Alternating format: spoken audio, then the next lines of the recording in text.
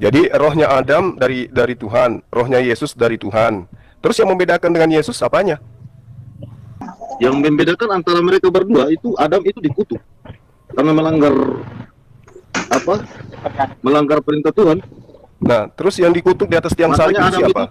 Adam dan keturunannya itu terjerumus dalam dosa asal. Ya, Adam dikutuk. Yang dikutuk di atas tiang salib siapa? Oke, saya jawab ya. Yesus kan kan? menggantikan itu kan Oh, menggantikan. Bang John, rohnya Bang John, ini, Bang ya. Cuma. Bang John, Rohnya sama-sama biar. roh dari Tuhan. Aduh. Itu kan menggantikan dosa Rohnya asal sama-sama itu. dari Tuhan. Terus Bang John, kemudian Bang John. sama-sama terkutuk. Bedanya di mana Adam sama ini? Oke, saya jawab ya. Apa bedanya dengan kamu? Bang John, sebentar dulu. Aduh, dia Kok nggak jadi bisa lari ke saya? ketemu. Tadi katanya bahas Adam dan Yesus. Ya, silakan Bang Erben. Haleluya, haleluya, haleluya. Assalamualaikum warahmatullahi wabarakatuh. Salam Aki. Aku kabarkan Injil keselamatan. Bapak Ibu kasih Tuhan, ketemu lagi dengan saya Evangelis Abraham Effendi Usman. Bagaimana kabar Bapak Ibu semua? Tentu luar biasa. Nah, saudaraku para pencinta Injil Habagat, saya ingin mengajak Bapak Ibu semuanya untuk melihat sebuah cuplikan video, di mana di video tersebut kita akan menyaksikan bagaimana perdebatan seorang polemikus dengan para apologet. Di pihak polemikus itu hadir si Zuma. Sementara kita ketahui Bapak Ibu, si Zuma itu sangat suka dia berdebat. Bahkan dia mencari orang-orang yang mau diajak debat. Tetapi di dalam setiap perdebatan, mulut dia itu seperti emak-emak. Dia tidak mau diam dan dia tidak mau mendengar sedikit pun keterangan yang disampaikan oleh lawan debatnya. Lawan bicaranya dia tidak mau dengar, tetapi dia mengajak dan menghimbau kepada lawan bicaranya supaya mau mendengarkan apa yang disampaikan oleh si Zuma. Istilahnya Bapak Ibu, kita harus mendengarkan mulut mak-mak si Zuma itu, saudaraku. Dan dia sangat takut dan selalu menghindar. Kalau saya memperhatikan setiap debat-debat yang dia ikutin ya, dia selalu menghindar kitabnya. Ketika ada lawan bicaranya yang mempertanyakan kitab dia, yang mempertanyakan iman dia, itu dia selalu belok-belok. Dan dia tidak mau menjelaskan secara apa yang tertulis. Dan semua yang dia jelaskan itu berdasarkan katanya. Oh, ini katanya begini, katanya begini, katanya begini. Bukan berdasarkan apa yang tertulis, tetapi semua jawaban dia berdasarkan penafsiran demi penafsiran. Nah, maklum saudaraku, mereka itu penuh dengan penafsiran. Maka sering kita mendengar si A mengutip dari si B mengutip dari si C mengutip dari si D mengutip dari si E, terus. Nah, kita bersyukur iman percaya kita berdasarkan apa yang tertulis di dalam Alkitab. Iman kita apa yang tertulis dalam Alkitab. Kita ikuti apa yang tertulis dalam Alkitab. Kita dengar apa kata Alkitab. Berbeda dengan teman-teman saudara kita dari seberang Bapak Ibu. Maka dari itu, para pencinta Injil Habagat, si Zuma sekali lagi, dia sangat menghindari ketika kitabnya ditanyakan, ketika hadisnya ditanyakan. Kalau dia tidak senang, ketika dilihat itu tidak menguntungkan, maka tidak segan-segan dia berkata, hadis itu yang kamu baca adalah hadis yang dhaif. Apa arti dhaif? Hadis yang lemah. Artinya hadis yang tidak diakui oleh saudara-saudara kita dari seberang. Tetapi kalau memang itu hadis lemah, kenapa hadis itu muncul, saudaraku? Ini kita tidak ketahui apa penyebabnya dan kenapa. Hanya mereka yang tahu, saudara. Kita tidak boleh masuk terlalu dalam. Jadi ketika hal itu merugikan pihak mereka, maka mereka katakan hadis yang kamu baca itu adalah hadis yang dhaif. Tetapi ketika itu menguntungkan, maka mereka dengan serentak berkata itu adalah hadis yang sangat sahih. Apa arti sahih? Hadis sahih itu artinya hadis yang kuat. Jadi sekali lagi, si Zuma selalu menghindar ketika kitabnya ditanyakan, imannya ditanyakan, dan agamanya ditanyakan. Jadi Bapak Ibu, saya selalu menghimbau kepada para apologet. Saya telepon teman-teman itu, saya memberikan masukan supaya kita ini jangan terus-terusan menjawab setiap pertanyaan yang diajukan oleh Zuma. Kenapa? Karena dia tidak butuh jawaban kita. Apapun yang kita jawab sesuai dengan apa yang tertulis dalam Alkitab, dia tidak butuh itu Bapak Ibu. Yang dia butuhkan, yang dia mau adalah dia bisa menghujat, dia bisa mencemooh, dia bisa menghina, dia bisa mengejek sambil tertawa, saudaraku, dan itu disertai dengan tepuk tangan. disorak-sorai oleh teman-temannya yang ada di sekitar si Zuma. Nah, dia tidak mau dengar setiap apa yang kita jelaskan, tetapi dia menuntut kita supaya kita mau mendengar setiap apa yang dia sampaikan. Ini tidak fair, saudara ya. Dan selanjutnya, saudaraku, saya memberikan masukan kepada teman-teman bahwa sekarang harus kita balik. Jangan selalu menjawab, tetapi serang dengan pertanyaan. Ajukan pertanyaan yang tajam mengenai imannya, mengenai agamanya. Biarkan dia menjawab, lalu kita menunggu setiap jawaban dia. Bila itu tidak tepat dan tidak sesuai dengan apa yang kita temukan di dalam kitabnya dia, kita boleh tanya lagi.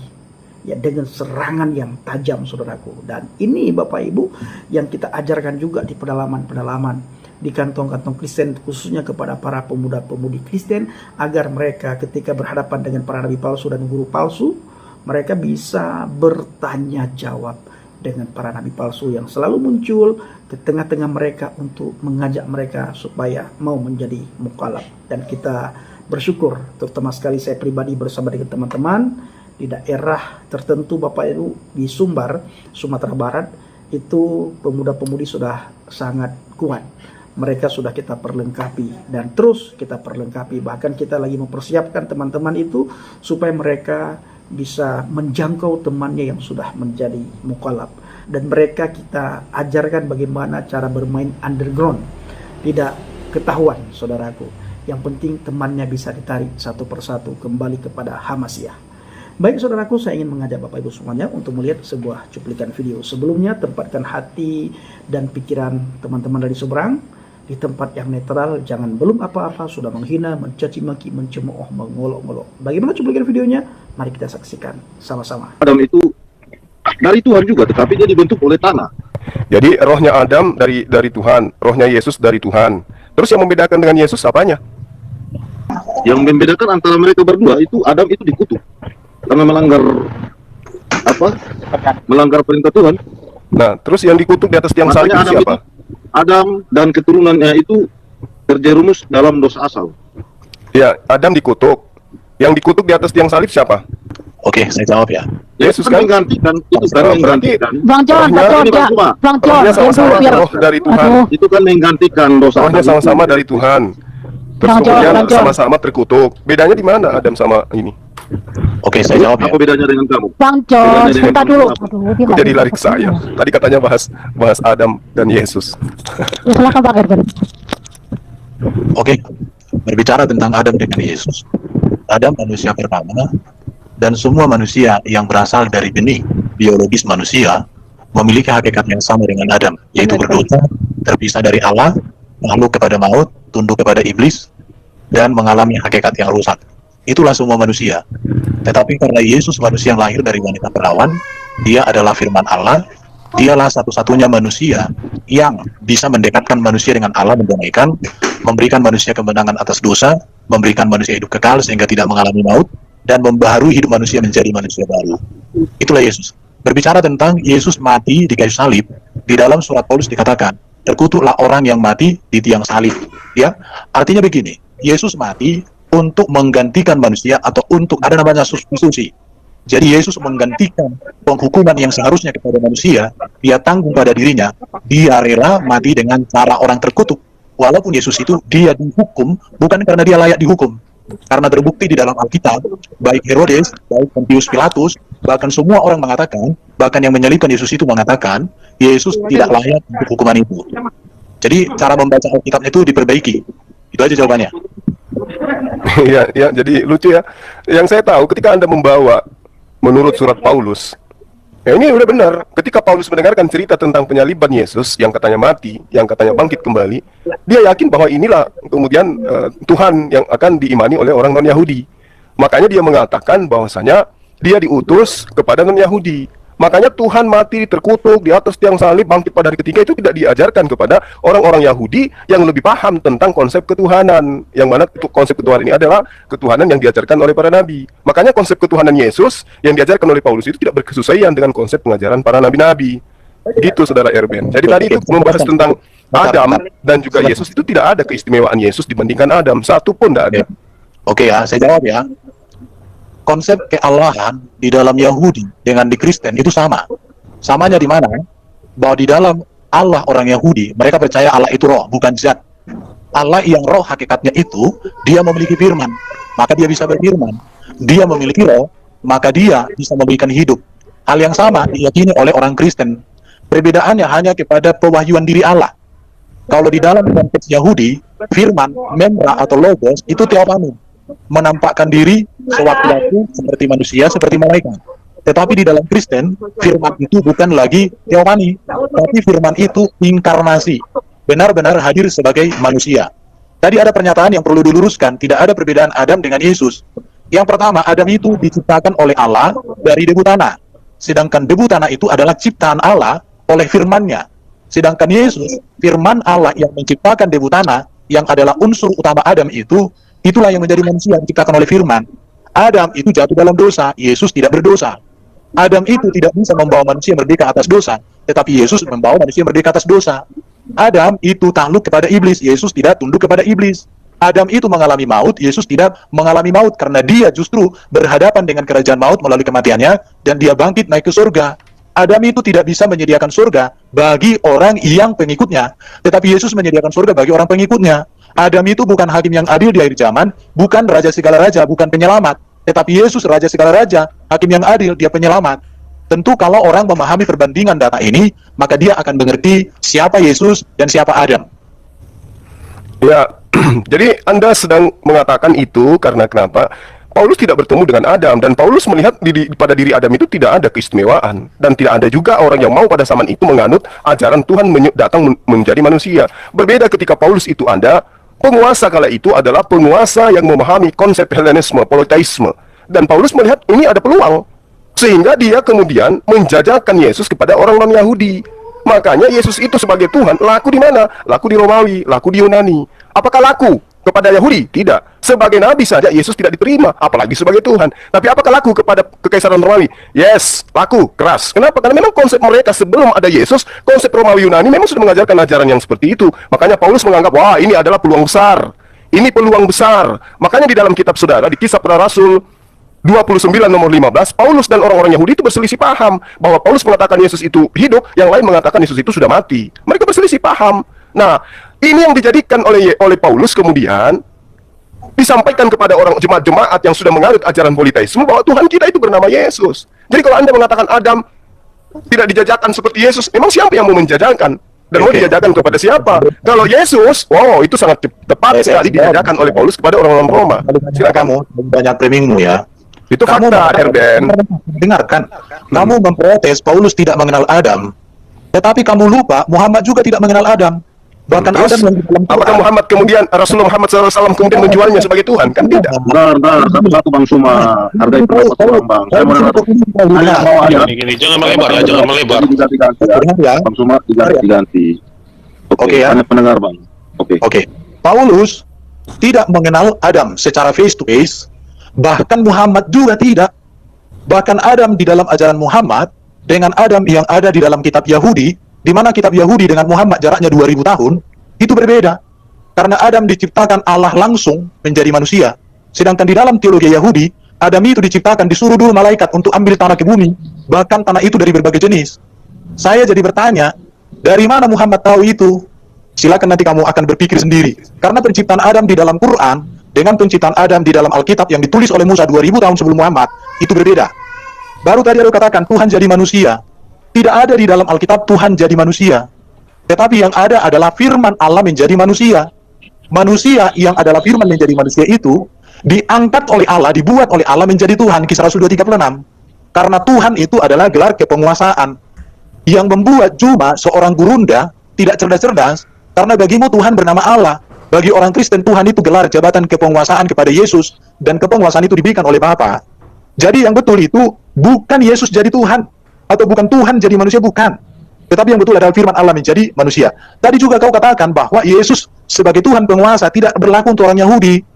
Artinya di sini kamu itu tidak mengerti fakta bahwa Paulus, bahwa Petrus, Yohanes, Yakobus, murid-murid Yesus, itu semua orang Yahudi.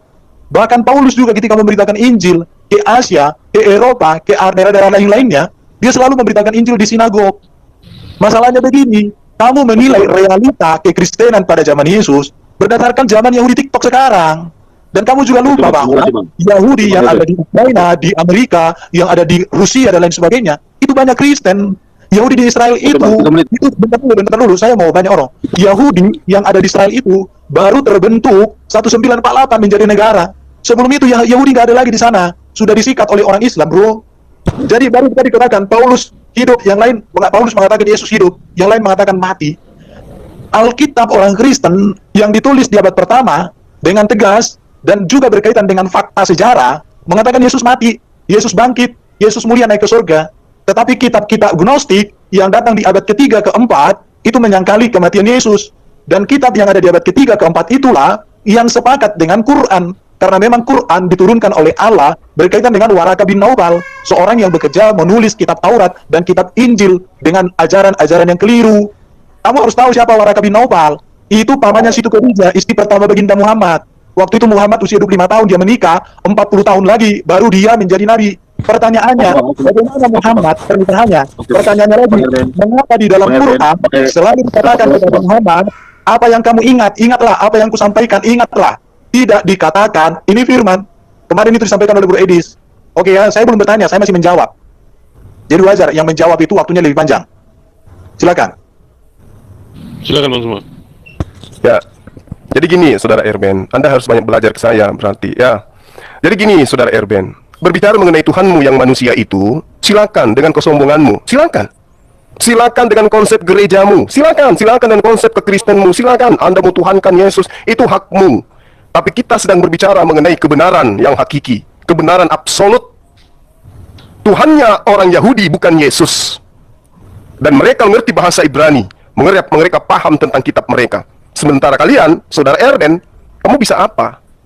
Bahasa Ibrani aja tidak bisa. Bagaimana Anda bisa mengetahui konsep-konsep yang ada di dalam tatanan keyakinan orang Yahudi?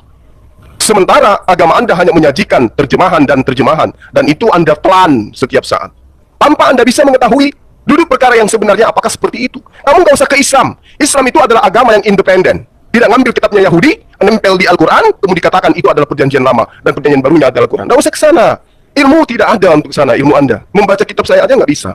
Cukup kamu ademkan, cukup kamu aturkan, kamu dudukkan, kamu selaraskan antara ajaran orang Yahudi dan ajaranmu.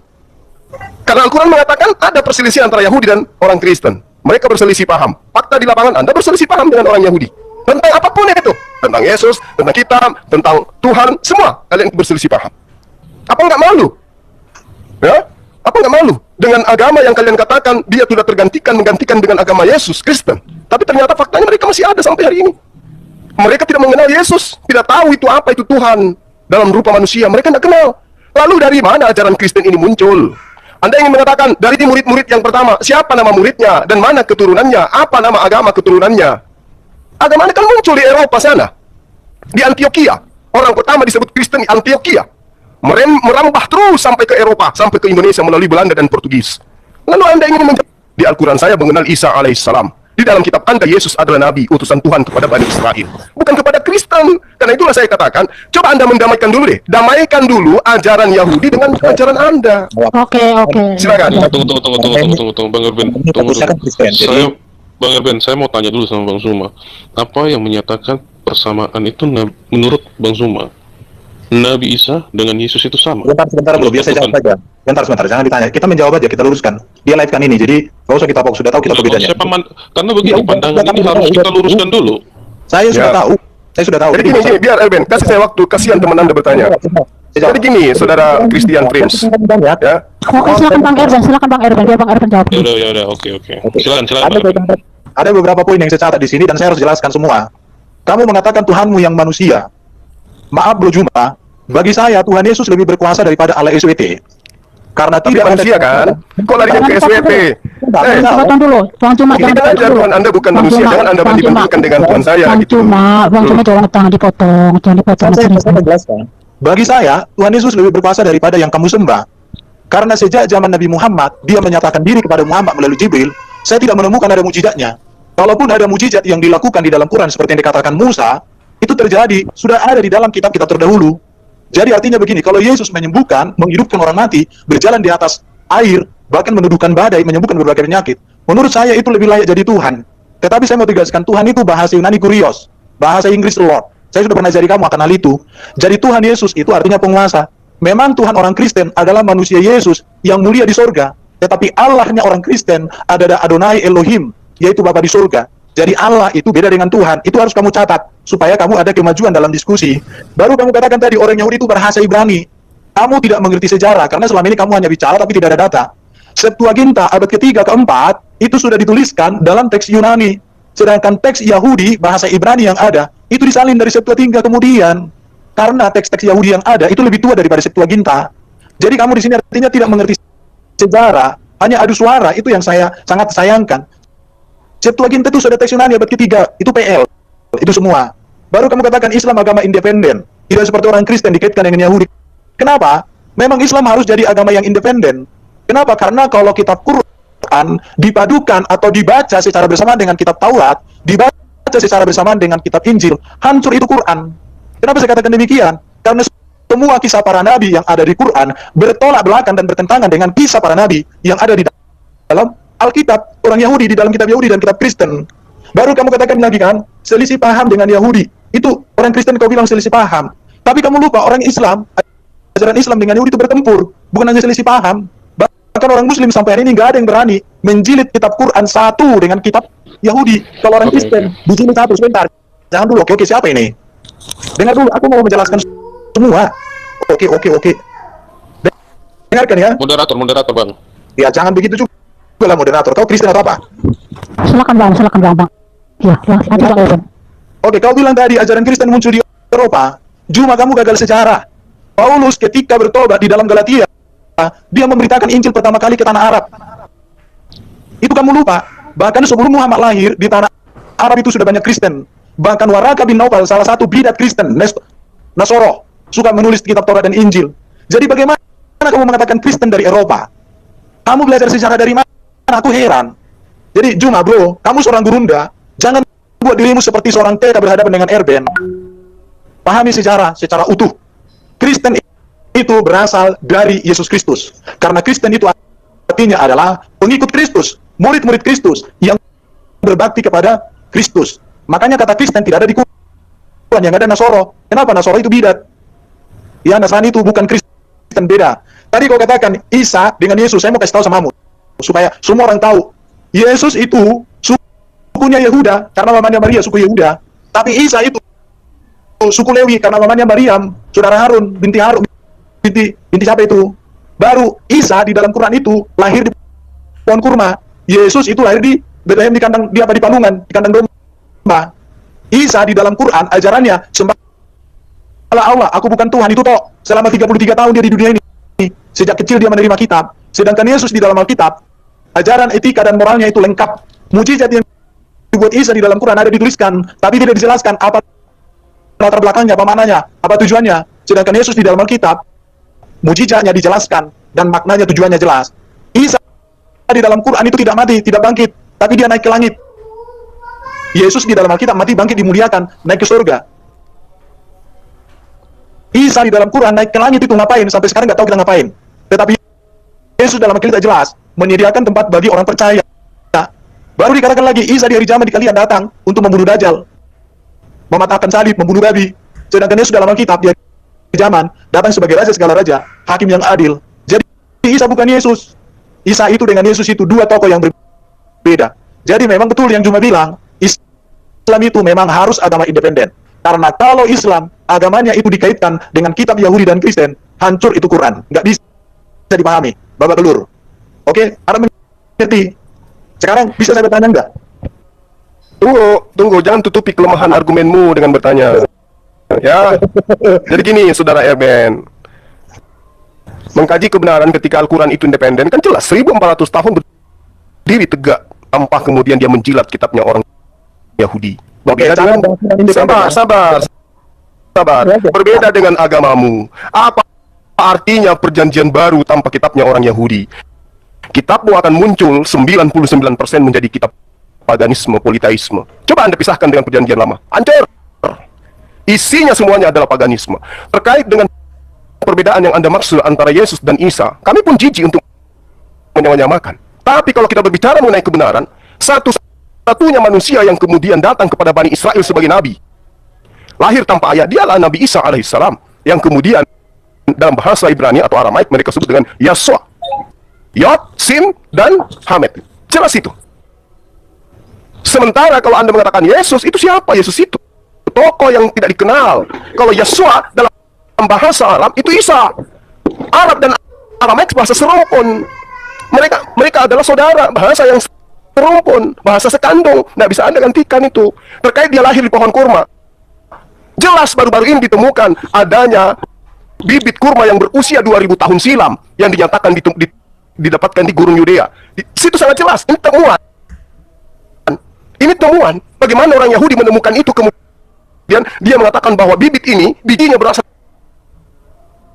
Buktikan kitab aslinya seperti apa. Nggak bisa Anda katakan 105, walakad katab nafiz Zabur. Ini baru saya bacakan kepada Anda. Dan sungguh-sungguh telah kami tuliskan di dalam kitab Zabur. Kitab Zabur ini adalah Mazmur. Ya, bahwa bumi ini akan diwarisi oleh hamba-hambaku yang saleh. Dan itu faktanya tertulis di kitab yang Anda pegang, mesti hanya terjemah. Tidak ada yang keliru kan? Nah, coba kalau Anda dikatakan di kitab Anda, Lukas 24 nomor 44, ada tertulis di Torah, ada tertulis di Mazmur, ya, bahwa Mesias akan mati dan bangkit pada hari ketiga di antara orang mati. Di mana tertulis itu? Tapi kalau Al-Quran yang mengatakan ada tertulis di dalam Zabur, saya bisa tunjukkan. Memangnya Rasulullah Muhammad SAW pernah belajar Zabur? Kalau Anda mengatakan ada waraka, coba tunjukkan literasinya. Di mana Rasulullah Muhammad SAW belajar Zabur kepada waraka? Nggak ada. Cuman masa kecil dia ketemu, mengatakan pada saat dia diantar oleh istrinya kepada pamannya, baru dia katakan, oh inilah yang ditunggu-tunggu. Kenapa demikian? Oke, dijawab sama Bang Erwin. Ya. Oke ya, jadi tadi kamu menegaskan Quran itu independen. Tetapi kamu tidak bisa berdiri Quran sendiri tanpa hadis. Dan hadis itu ditulis 200 tahun lebih setelah Quran diturunkan. Bahkan penulis hadis yang pertama itu seorang Uzbekistan yang tidak pernah ke tanah Arab. Hadis Bukhari. Oke ya? Itu dia pertanyaannya, apa yang harus kamu renungkan. Jadi memang Quran itu dikatakan independen, tapi tidak independen. Karena Quran tidak bisa ngapa-ngapain tanpa hadis. Baru hadis pun nanti akan dibilang ada doib, ada lain dan macam sebagainya. Contoh, Quran tidak bisa menjelaskan apa itu sunat. Karena kata sunat sendiri tak ada di Quran. Quran juga tidak bisa menjelaskan siapa istri para nabi. Karena di dalam Quran hanya ada satu nama wanita, yaitu Maryam. Tadi Percuma ini terlalu berani mengutip Jabur untuk menyatakan itu berkaitan dengan Nabi Muhammad dan lain sebagainya.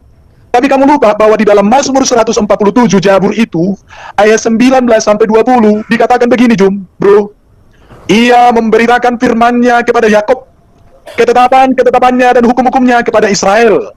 Ia tidak berbuat demikian kepada segala bangsa, dan hukum-hukumnya tidak mereka kenal. Arab bukan nabi bagi Israel. Tadi kamu katakan bahwa orang Kristen dengan kitab PL, kalau tidak ada kitab PL, maka Kristen hancur. Saya mau tegaskan sama bro, memang kekristenan itu akarnya dari Yahudi, itulah Yesus.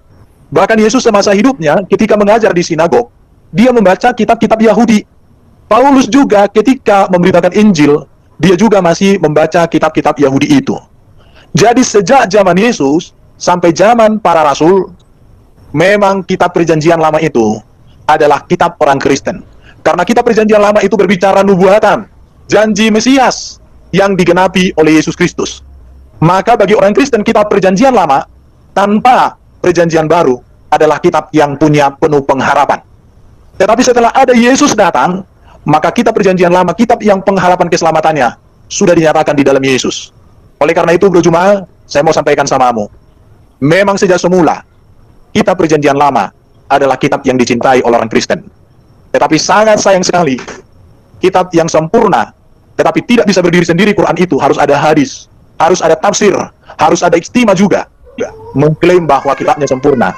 Tetapi jika diketemukan dengan kitab Yahudi, diketemukan dengan kitab orang Kristen, maka Quran itu akan ditinggalkan. Kenapa? Karena kisah-kisah di dalam Quran, kisah-kisah yang bertempur dan bertentangan dengan kisah yang ada di dalam kitab-kitab terdahulu. Bro Juma, sekarang saya mau sampaikan samamu pesan penting. Kalau memang Islam itu adalah agama yang independen, maka saya katakan, apapun yang dibicarakan di dalam Quran, itu tidak ada sangkut paut dengan orang Kristen, dan tidak ada sangkut paut dengan orang Yahudi. Oleh karena itu, kamu berhenti membual, menyamanyamakan dan mengutip Alkitab di dalam bualanmu, karena ajaran Quran itu memang harus berdiri sendiri. Dan saya mau katakan sama orang Muslim di seluruh dunia, kalau kamu ingin tahu kebenaran kitab-kitab terdahulu, bacalah kitab orang Kristen, karena di kitab orang Kristen, kitab terdahulu itu ada. Memang dikatakan oleh juga Al-Quran, kalau ada keraguan padamu Muhammad, tanyalah kepada ahli kitab. Itulah orang Kristen. Di situ ya. Bahkan di dalam kitab Taurat dan Injil itu ada petunjuk dan kebenaran. Sayang, si Jumaini melarang orang baca Alkitab. Tapi hari ini saya katakan, hai orang muslim di seluruh dunia, baca Alkitab, supaya kalian tahu apa perbedaan Alkitab dengan Al-Quran. Jangan hanya dengarkan ocehan si Jumaini. Oke, terima kasih. Apa lagi mau kau tanya? Ulayani. Oke, saya nggak perlu bertanya karena saya tahu kamu tidak akan bisa menjawab. Jadi saya cuma menanggapi halusinasi kamu ya. Ya, jadi gini, Al-Quran mengatakan begini, bil bayyinati waz zubur. Ya, wa anzalna ilaika dzikr litubayyana lin-nasi ma nuzila ilaihim wa la'allahum yatafakkarun. Allah Subhanahu wa taala kemudian menurunkan Al-Quran kepada Rasulullah Muhammad sallallahu alaihi wasallam. Tujuannya apa? Kata Allah, agar engkau menerangkan kepada manusia apa yang telah diturunkan kepada mereka dan apa yang mereka pikirkan. Nah, keterangan-keterangan ini yang bersumber dari ayat suci Al-Quran itulah yang disebut hadis. Jadi kandungan Al-Quran itu sudah full. Sudah lengkap kandungan Al-Quran itu. Tapi kemudian, semua manusia setelah Islam hanya satu Nabi. Yaitu Rasulullah Muhammad SAW. Sebagai Nabi, dia yang menjabarkan Al-Quran. Dia yang menguraikan isi Al-Quran. Jadi Al-Quran itu harus diuraikan oleh sang Nabi. Al-Quran yang berisi lengkap ini diuraikan, dan uraiannya itulah yang disebut hadits, yang bukan uraian dari dirinya itu disebut dhaif, yang hanya menuduh-nuduh bahwa itu uraian adalah maudhu. Sama seperti Yesus, ketika dia datang, aku tidak berkata-kata dari diriku sendiri, yang aku katakan adalah apa yang diperintahkan. Nah, yang diperintahkan Yesus untuk Yesus sampaikan, itulah firman Tuhan. Yang tidak diperintahkan adalah firman hantu. Sedangkan kitab kalian itu adalah bukan firman yang diterima oleh Yesus. Firman yang diterima oleh Yesus, Yesus katakan di dalam catatan pewarta Yohanes yang adalah Markus itu sendiri. Yohanes 17 nomor 8. Segala firman yang engkau berikan kepadaku telah aku sampaikan. Berarti sebelum Yesus terangkat ke langit, dia sudah menyampaikan semua firman-Nya. Jadi tidak ada lagi firman yang diterima pada saat dia di bilik, pada saat dia di padang pasir, pada saat dia jalan ke Damsik, ada firman datang kepada dia. Tidak ada itu cerita. Pada saat dia di Pulau Patmos, ada surat-surat kemudian dikatakan itu ada pengungkapan. Tidak ada cerita. Firman telah diterima oleh Yesus, dan Yesus telah sampaikan sebelum dia terangkat. Namun, murid semua oleh pendiri Kristen. Camkan itu baik-baik. Pahami itu, telan itu baik-baik. Makanya kitabmu itu hanya menunggu tetesan-tetesan dari kitabnya Yahudi. Apa ya yang cocok dengan nubuatan Theos ya? Oh, ini ada Theos kita bangkit. Ini yang cocok. Telah lahir, Raja Damai, perkasa. Oh, ini cocok untuk Tuhan kita. Dijuallah kepada orang Roma dan Yunani. Itu yang perlu Anda pahami. Telan itu baik-baik. Makanya kalau saya katakan Al-Quran itu adalah kitab independen, memang betul. Al-Quran tidak perlu kitabmu. Kitabmu perlu kitabnya agama lain, yaitu kitabnya orang Yahudi. Apa jadinya perjanjian baru tanpa kitabnya orang Yahudi? Mencret. Tapi Al-Quran, sabar bos, baru juga 1 menit. Wah, tidak adil ini ajaran kasih. Kalau RN 5 menit, saya baru masuk 2 menit. Dan sudah, panas telinganya ya. Dan ini kita bicara banyak Alkitab. Kalau bahasa Quran, saya bertanya Quran, kau bebas menjawab. Mau? Nah, masalahnya harus adil dong timernya, waktunya. Kamu kan kebetulan, dongeng-mendongeng. Anda mendongeng, kalau saya menjelaskan fakta. Silakan Bang Erben ditanggapin. Tidak adil ajaran kasih begini. Teman-teman muslim yang ada di seluruh dunia, saya mau sampaikan sama kalian. Iman Kristen itu sejalan dengan sejarah. Iman Kristen itu sesuai dengan kitab Taurat. Iman Kristen itu sesuai dengan kitab Injil. Tetapi kalau Quran itu bertentangan dengan sejarah. Quran itu bertentangan dengan kitab Taurat dan kitab PL. Dan Quran itu juga bertentangan dengan kitab Injil, kitab PB. Karena itu memang Quran independen dan itu sangat bagus. Terima kasih Bro Zuma. Di situ ya. Tadi kamu mengatakan bahwa Alkitab PB itu firman hantu. Tetapi saya mau mengatakan sama kau Zuma, ajaran etika dan moral yang dituliskan di dalam kitab PB itu, yang kau katakan itu firman hantu, itu sempurna. Tidak ada di situ legalitas kawin dengan anak kecil. Tidak ada legalitas di situ kawin dengan mantan anak mantu. Itu dia yang harus kamu tahu. Tidak ada di situ ajaran legalitas bisa tidur istri 9 orang dalam 1 malam. Tidak ada di situ ajaran untuk memerangi orang-orang lain, nggak ada. Untuk membunuh orang lain, nggak ada. Tapi ajaran yang kamu katakan hantu itu, justru di situ dikatakan, kasihilah musuhmu, berbuat baiklah kepada orang yang berbuat curang kepadamu. Kalau cuma mengatakan ajaran seperti itu yang mulia dan kudus, ajaran hantu, maka saya katakan, kamulah hantunya, kamulah setannya, kamulah iblisnya. Oke ya, jadi itu harus saya tegaskan samamu. Alkitab itu firman Allah, bukan dikte Allah, karena firman di situ artinya grafe. Grafe itu apa? Tulisan para nabi, tulisan para rasul, kesaksian para nabi, kesaksian para rasul tentang Allah, karya Allah, pewahyuan diri Allah, penyataan diri Allah, yang puncaknya ada pada Yesus Kristus. Dan itulah yang dikatakan di dalam 1 Yohanes 1. Apa yang kutuliskan, apa yang kusaksikan, apa yang kulihat, apa yang kualami. Maka beginilah, saya mau katakan begini ya. Kalau tulisan manusia yang disebut juga sebagai firman hantu, secara etika dan moral, secara historis, itu mumpuni, dibanding dengan firman Allah yang sempurna, bertentangan dengan sejarah, bertentangan dengan historis, bahkan secara moralitas diragukan, maka saya kembalikan kesimpulannya kepada semua pendengar. Nilai sendiri. Mau ikut firman hantu di dalam konsep Juma, tetapi sempurna secara etika dan moral, daripada diklaim firman Allah, tetapi bertentangan dengan etika dan moral. Kembali kepada kalian. Terima kasih. Oke, ya. Yang pertama, iman Kristen sejalan dengan Taurat. Kalau iman Kristen sejalan dengan Taurat, maka sekarang ini tidak ada Yahudi, tidak ada praktisi Yudaism, yang ada cuman Kristen. Faktanya sampai hari ini Yahudi ya tetap Yahudi. Kenapa? Karena Taurat tidak sejalan dengan buku yang diimani oleh orang Kristen. Itu aja kok sederhana. Mau pamer sesuatu yang tidak sesuai dengan fakta, itu namanya hoax. Lalu kemudian saudara mengatakan ya, bahwa di dalam Al-Quran itu dikatakan sempurna. Tapi yang saya katakan adalah kitab hantu. Dengarkan pernyataan saya. Yesus di dalam kitab Anda, catatan Markus, di dalam buku Yohanes 17:8, mengaku semua telah dia sampaikan. Sementara kitab Anda adalah kitab yang dituliskan setelah Yesus terangkat ke langit. Berarti bukan firman yang Yesus terima, dan bukan firman yang Yesus berikan kepada muridnya. Berarti penulis-penulis kitab Anda yang baru menulis, itu bukan murid Yesus. Karena muridnya telah menerima dan mencatatnya. Dia sudah terima pada saat itu. Kalaupun dia menulis, berarti dia sudah tulis sebelum Yesus itu terangkat. Tapi faktanya kan tidak. Ayo, berarti kitab Anda itu bukan dari Yesus. Pahami dulu di situ. Kalau bukan dari Yesus, berarti maudhu. Kalau hadits, dia kedudukannya maudhu. Karena kenapa? Tidak tersambung kepada narasumber. Hanya dituliskan. Yesus begini, Yesus begono, tapi tidak sampai kepada Yesus. Itu maudhu, doif, bukan lagi doif, maudhu. Lalu kemudian ketika Anda mengatakan Al-Quran itu begini, tidak menikahi anak kecil, tidak begini dan begono, kawan, apa yang kamu tahu tentang Al-Quran? Apa yang kau tentang Islam? Membaca kitabnya aja tidak bisa kamu. Jadi yang kamu uraikan itu adalah kebencian yang diasaskan dari ketidaktahuan kamu. Ingat, kitabmu, meskipun Anda katakan beretika dan moral, satu-satunya kitab di atas muka bumi ini yang mengatakan Tuhannya mati terkutuk di atas tiang salib. Hanya agamamu. Camkan itu. Satu-satunya agama yang mengatakan Tuhannya mati terkutuk hanya di agamamu. Camkan itu. Satu-satunya agama yang mengatakan bahwasanya tidak ada yang haram bagiku, semuanya halal, hanya kitabmu. Satu-satunya agama yang mengajarkan membunuh Tuhannya untuk menebus dosa umatnya hanya agamamu. Moral apa yang ingin kamu jual dengan agamamu itu? Moral apa? Firman Tuhan datang kepada para nabi. Siapa yang meninggalkannya pasti terkutuk. Tapi apa yang dikatakan oleh agamamu, kitabmu? Siapa yang menjalankan hukum Tuhan, dialah yang terkutuk. Makanya harus ada yang mati terkutuk untuk menebus kalian dari aturan Tuhan. Silakan jawab Bang Irwan. Oke ya, jadi saya mau sampaikan sama ini, bro.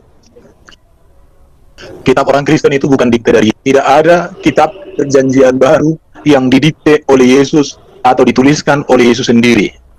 Artinya, secara sejarah, Quran, Jibril, Muhammad, dan Allah SWT salah memahami sejarah kekristenan. Justru kami bertanya, kitab yang mana sih yang diturunkan kepada Isa itu? Kenapa tidak ada sekarang? Apakah Allah yang menurunkan kitab kepada Isa gagal menjaga kitab itu? Karena sejak gereja ada 500-600 tahun sebelum Muhammad lahir, tidak ada ajaran mengatakan bahwa kitab itu ditulis oleh Yesus, diterima oleh Yesus, atau diberikan oleh Yesus. Bagaimana Allah, Jibril, dan Muhammad, dan Quran, serta semua orang Muslim memahami secara gagal? Ini menjadi perenungan. Baca Quran, saya jadi heran juga sama Bro Juma.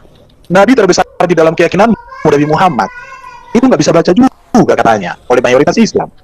Artinya dalam konteks itu saya selevel dengan beliau, nggak bisa baca. Masalahnya saya masih bisa baca kalau huruf Latin. Kalau Yunani saya masih bisa baca. Ibrani sedikit-sedikit karena udah lama nggak kugunakan. Artinya saya lebih pintar dalam hal membaca dibanding daripada Nabi itu dalam konteks baca ya. Dan juga Bro Juma, kau katakan Tuhan kalian mati terkutuk.